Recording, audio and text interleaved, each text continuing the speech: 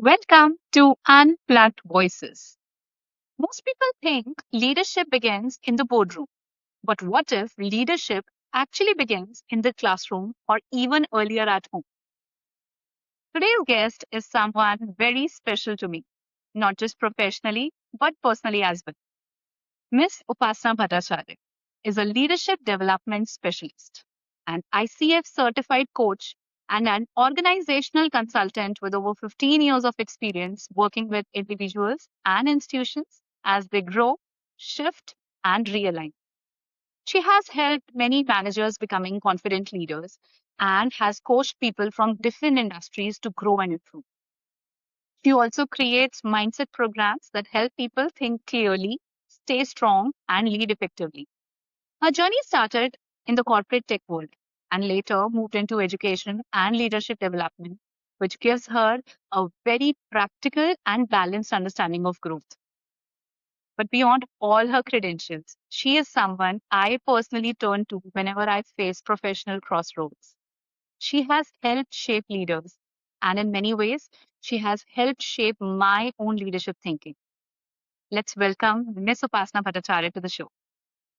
Welcome to the show, Upasana ma'am. I'm very excited to have you here today. Thank you. Thank you. I'm excited to be here as well. Okay, so let's start with the hard truth about adult leadership. So, when you train adult Hmm, leaders, what hmm. qualities are hardest to build? Yeah. So, there are many things that uh, comes up in the course of leadership development while through training or through coaching. Things around emotional regulation, things around self-awareness, um, being able to read the room, able to read people and connect with people, work alongside them. A lot of things comes up, but when we get to the core of it, it typically ends in um, some of the limiting beliefs that people have built for themselves Hmm, because of their experiences in a more childhood years, more developmental years like their teenage. okay. Um, so at 35 or post 35, uh, these become more like repair work, and you need to put some band-aids to be able to uh, do the work of leadership. But if you talk about starting early, the qualities and attributes that are required to be a leader, those can be developed in the true Hmm. sense of the word in when they're much younger. So, like you mentioned, that changing adults is difficult. So, from your experience, what leadership wounds do you repeatedly see in them? Top of the list, I would say, is what comes in the way is ego. Ego. Okay. Yeah. Identifying with the ego and not being able to differentiate self-worth from the performance. Hmm. um, these become barriers to being an effective leader. Hmm. um, some leaders over time have learned the skills of listening, but the intent of why they are listening, and what to do with what they have heard, that also needs to be built. um, it could have been that they were not heard during their early years, or they did not feel heard during their early years, which is why they're not able to give that experience to their colleagues or teammates. But these are things that I wouldn't say are wounds, but deep down, uh, these are some factors which cause other surface symptoms, like becoming defensive in a Hmm. conflict resolution situation, for example. Right. Uh, yeah. All right. Okay. Thank you. So now, can you define how leadership would look like when a child is at 15 or 16? Okay. So when we typically talk about leadership, in Hmm. whatever age that is, it Okay. typically gets associated with a designation or a title.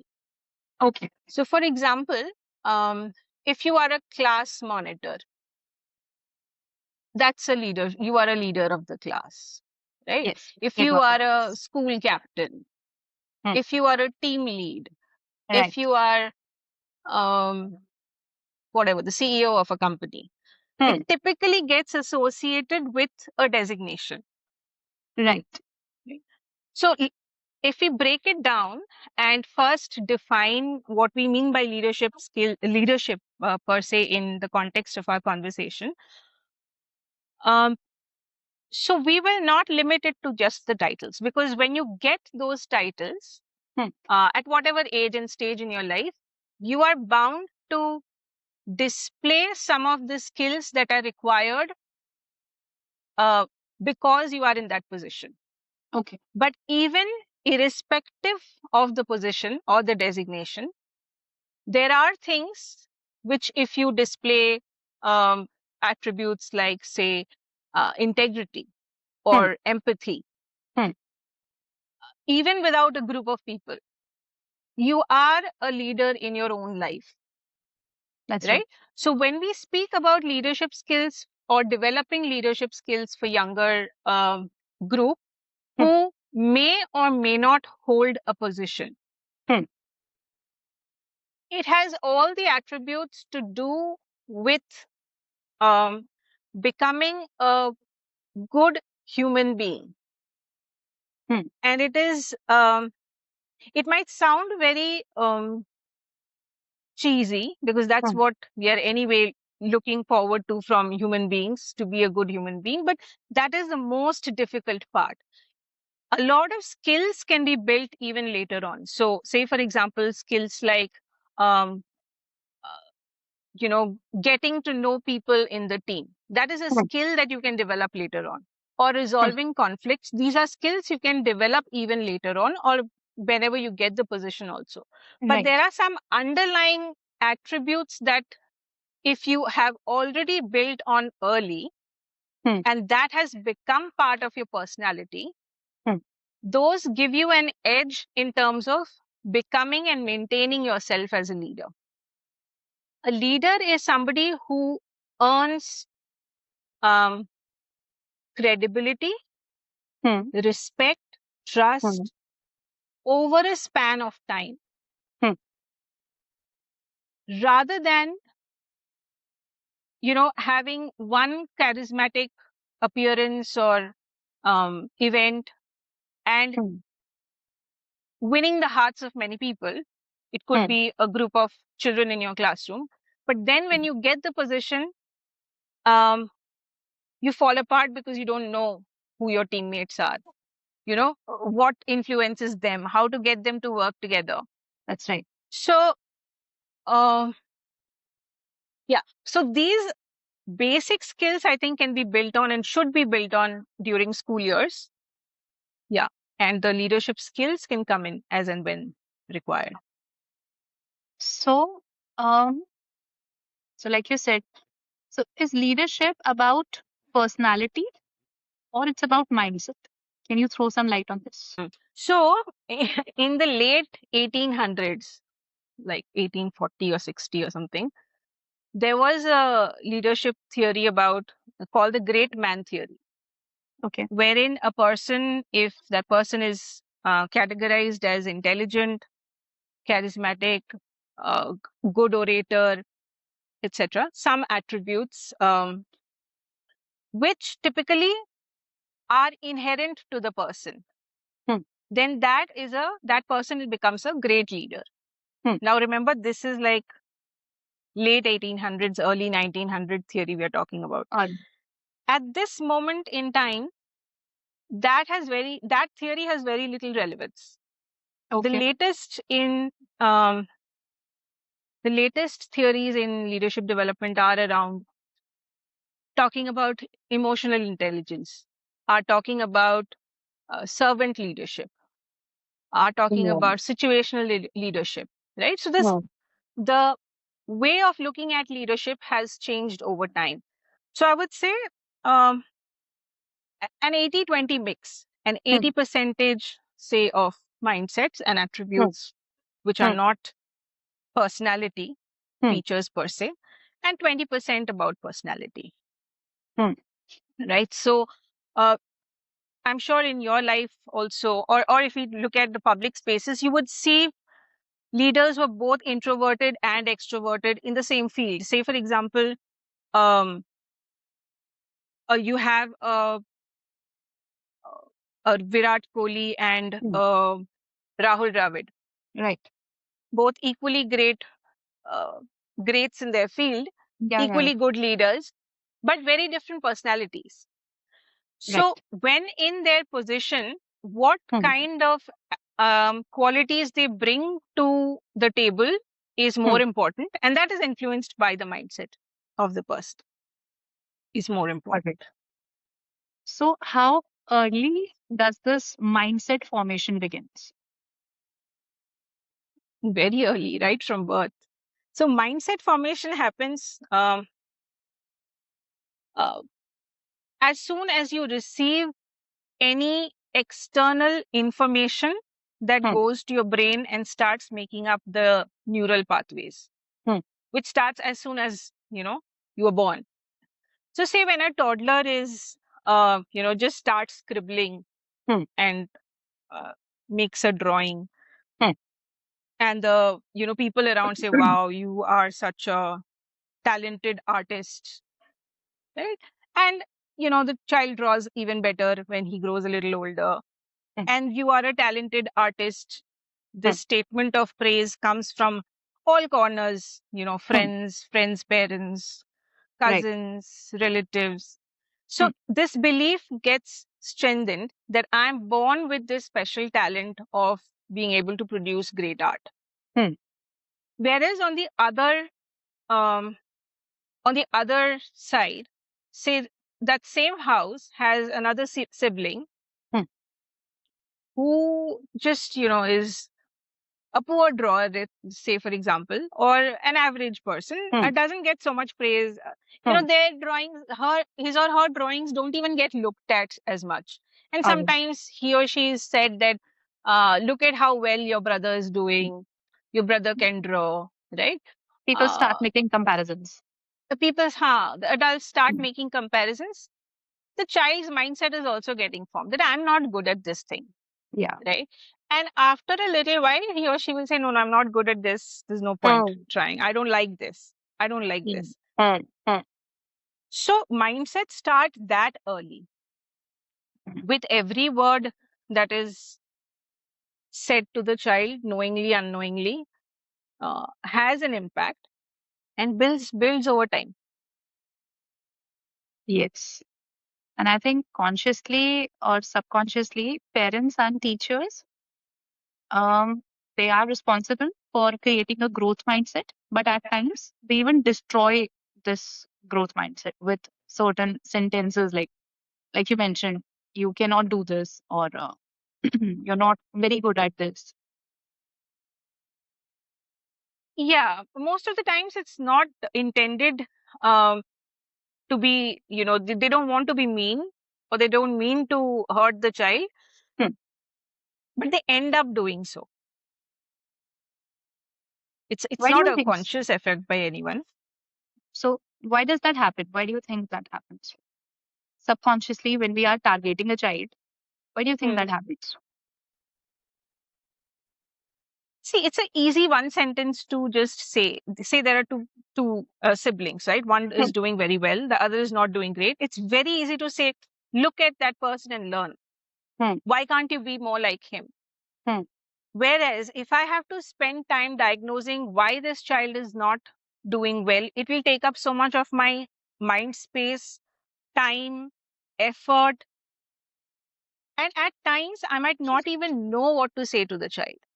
Hmm. It could just be a way to get around that situation rather than Hmm. dealing with it.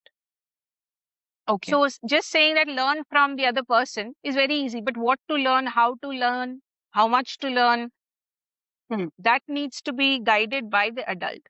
Child won't be able to do it by himself or herself at that age. So can you give a few examples, like what sentences builds a growth mindset? So there's a whole research on that. Carol Dweck's, you might be knowing about growth mindset Hmm. research, right? So she talks about how phrases which praise the effort over the product, Hmm. The right? result. Which Hmm. praise the process Right. over the result. So, for example, in this same drawing example, Hmm. if I were to say that, you have chosen colors that go well with the setting of the picture, Hmm. you know that, when there's a sunrise, what colors are there. So, you've chosen mindfully, Right. right? Then I'm giving some specific praise on the choice of colors that shows to the child that my choice of colors is fine because I have used what I see during sunrise. Now, hearing this, the other child who has not done well, Hmm. even if you don't say anything to him or her at that point of time, would still get some Right. feedback that if I have Yes. to improve my drawing, I should Hmm. probably think of colors. And how will I think of it? I will have to imagine, or Hmm. if I have seen a sunrise or a sunset in my life, how does Hmm. it look at that point of time? And then I will use the colors. So that kind of uh, phrases which are talking about the process Hmm. build some sort of um, give some actionable stuff to the child to be able to work on, which is Right. where they will be able to make the next best effort. It might not be the Hmm. best as, say, the first child, because he understands colors well at that age. But if the other child will surely do a little better than he did the first time. Hmm. Hmm. Right. So, how can teenagers rewire their own mindset if this damage has already done? हाँ, कुछ ना कुछ damage तो हो ही जाता है, because adults don't say every word that they say mindfully, Hmm. right? And so in the course of 12, 13 years, there would be enough things that would have affected the child Hmm. positively and negatively both. That's right. So at, say, for example, 13 or 14, the child's brain is at a stage where their prefrontal cortex is developed and they are able to now uh, do metacognition, which means they're able to think about their thoughts, their Hmm. actions. They're able to Hmm. reflect on um, how things are, how they are. And so, जो इनके control में है at that point of time is to build a regular habit of reflective writing, Okay. right? कि आज मैंने क्या अच्छा किया, Hmm. आज मैंने क्या गलत किया, Hmm. ये सेम सिचुएशन अगर दोबारा आए तो what will I do differently. Hmm. Hmm. ये एक रिफ्लेक्टिव जर्नलिंग अगर at this age, at teenage say, start kare, and it becomes a habit, and it's a good habit to build self awareness and over time self regulation also. Ki, these situations, I will have enough examples for myself that tell me ki जब भी मेरे control के बाहर कोई situation आ जाता है, I get so anxious that I shout at people. This I Right. have seen as a trend for myself. Hmm. I can't do anything about it much, Hmm. but then what will I do differently? Maybe I'll step out of the room. If things get, I will excuse myself for 2 minutes and come back, right? Hmm. Before I do any damage. So there are various ways that they can think of regulating themselves when they become adults. But ये patterns वो अगर खुद में judge करना शुरू कर दें from Hmm. a pretty early on age, Hmm.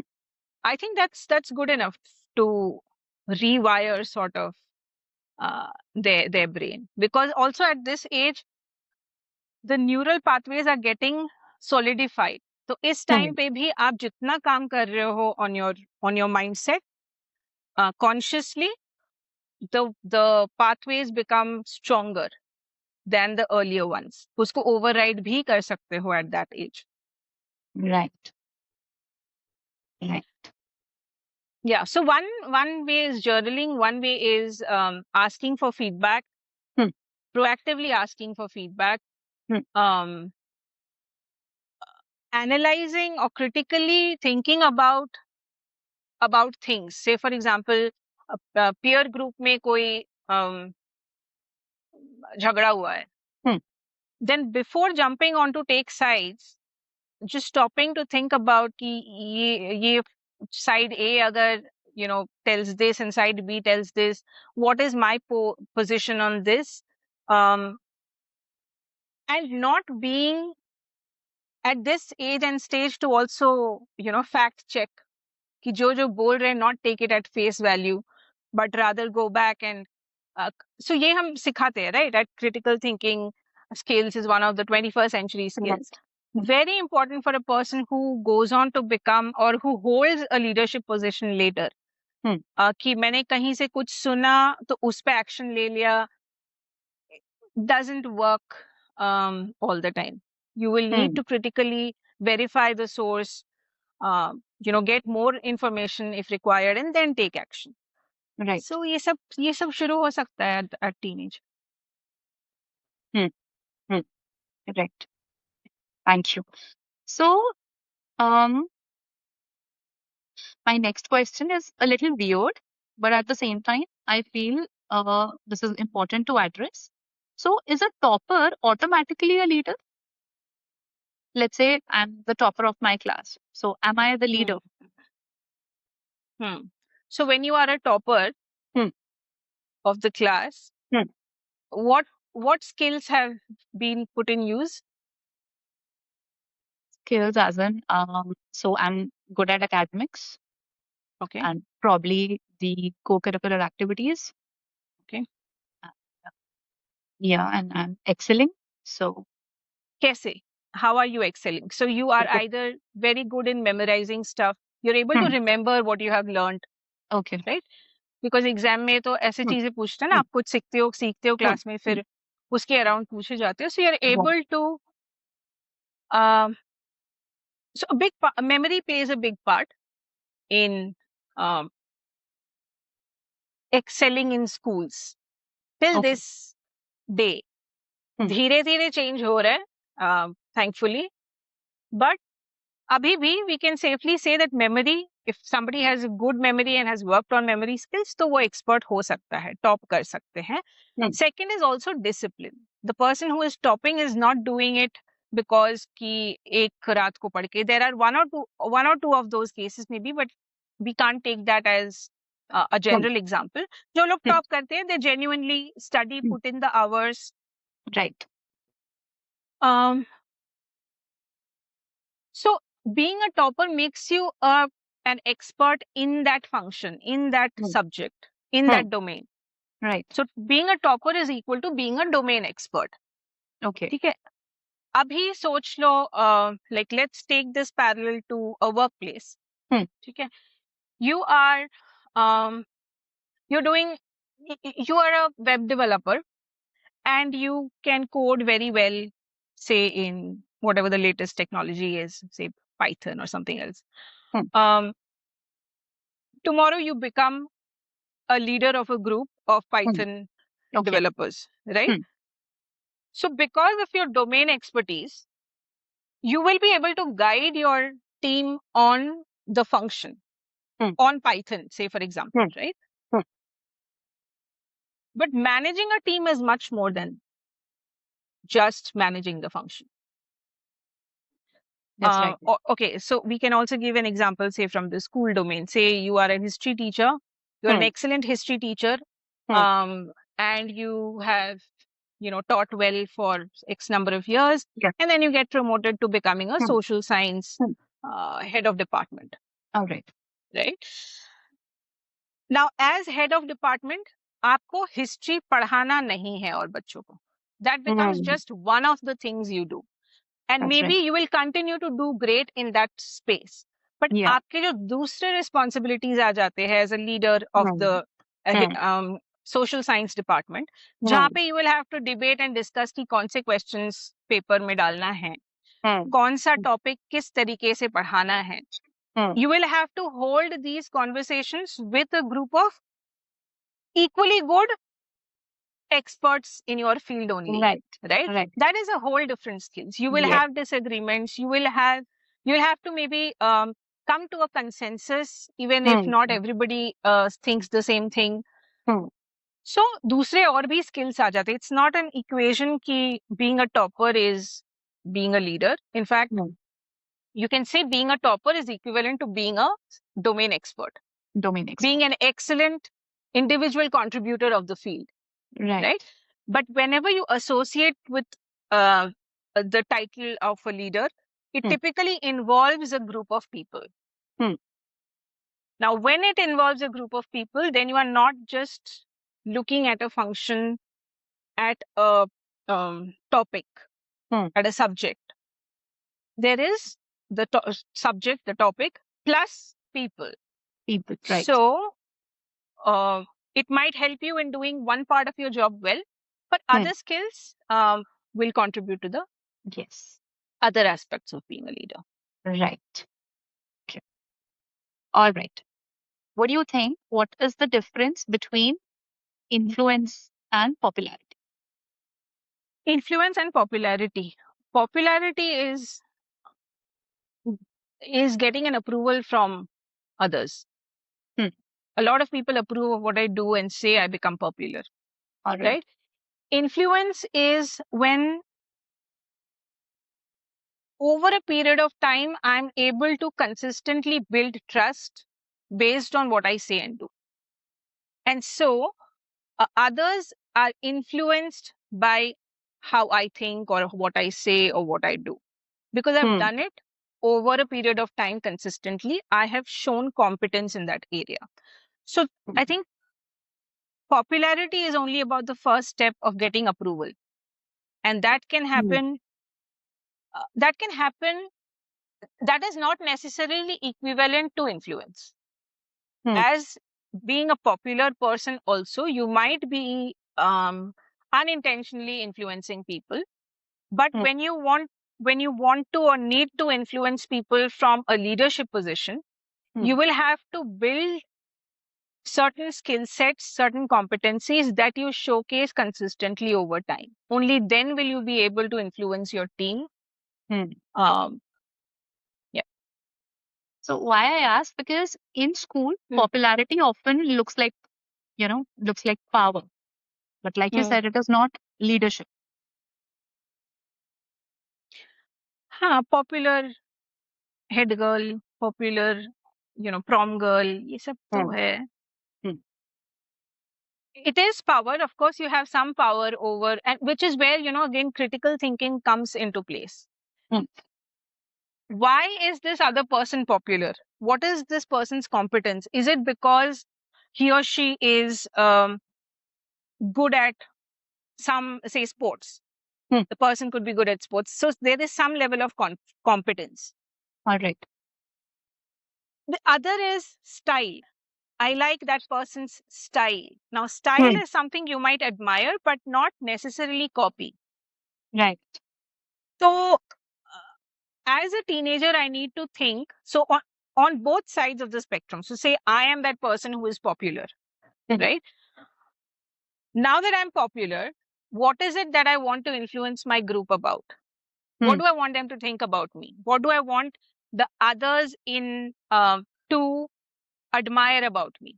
These are some reflection pointers for the popular person, because he or she does have the power to go the good way or the bad way. So how would I like to be remembered within this group of people? These are some reflection exercises that the popular person can do. And say I am one of the group members जिसके सामने एक popular boy है, then I need to critically think about कि ये इतना popular क्यों है? What are some skill sets or mindsets that he or she is displaying जिसके चलते he is so popular? Maybe he is doing really well in his academics. उसके साथ साथ he is also doing well in music. Right? So there are some qualities which others like in him, which is why he is popular. Hmm. Uh, so I might want to then imbibe one or two of his qualities. Right. All right. Thank you so much, ma'am, for sharing this Thank you. wisdom. And now comes Thank the you. most Thank you. interesting part of this podcast, which is a rapid fire round. So I'll be Okay. asking you 5 questions. Okay. And you have to answer them.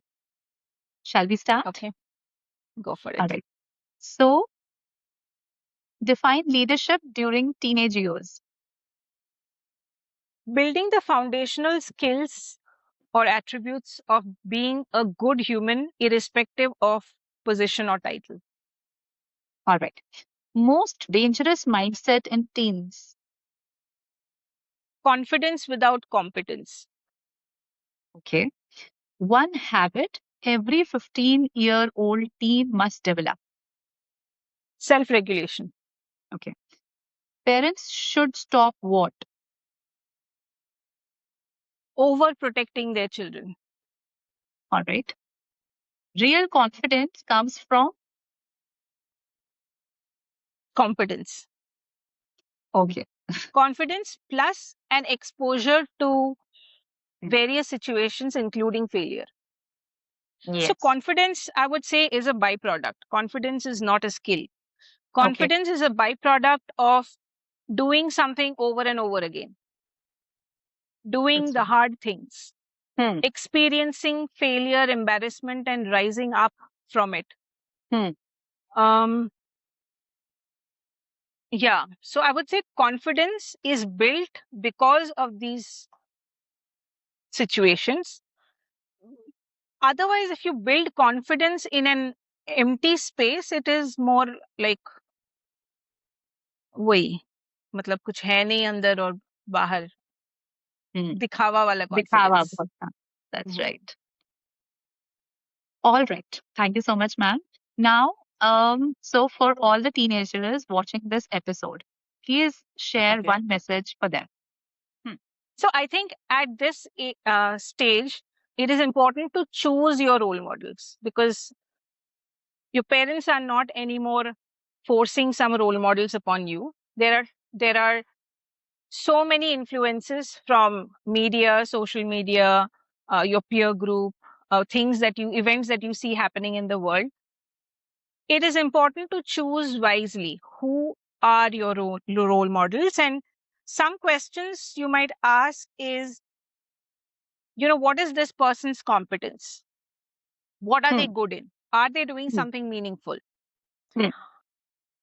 Second is about character. You know, um, how does this person who they are considering as a potential role model, how do they handle failure? How do they handle criticism? How do they get up um, from losing something? How do they handle power? Hmm. All of these talks about character. Hmm. So competence, character, and I think they should also think about what is the consequence of this person existing in the world, and All then right. decide who their role models are. All right. I think that was powerful. And I'm sure this will help a lot of teenagers. This podcast would help all the educators and the parents watching right now. And I'm sure they'll get some insight on the the different kind of mindsets you talked about in the episode. Yeah. So thank you so much for being with us today and for sharing your wisdom on the show.